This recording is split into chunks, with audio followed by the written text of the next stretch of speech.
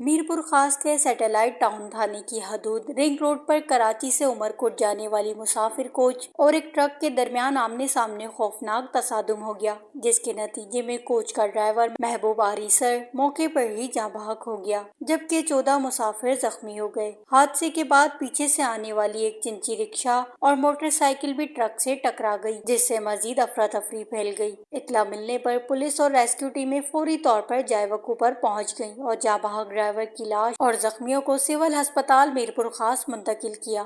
زخمیوں میں جاوید، محمد ہاشم، ابراہیم، شاہد، نور محمد سمیت دیگر مسافر شامل ہیں، جنہیں طبی امداد فراہم کی جا رہی ہے۔ سول ہسپتال میں صحافیوں سے گفتگو کرتے ہوئے ڈاکٹر لکھراج راتھوڑ نے بتایا کہ بعض زخمیوں کی حالت تشویشناک ہے، جبکہ تمام زخمیوں کو ضروری طبی سہولیات فراہم کی جا رہی ہیں۔ پولیس کے مطابق حادثے کی وجوہات جاننے کے لیے تحقیقات شروع کر دی گئی ہیں۔ جاں بحق ڈرائیور محبوب آریسر کی لاش قانونی کارروائی مکمل ہونے کے بعد ورثاء کے حوالے کر دی جائے گی۔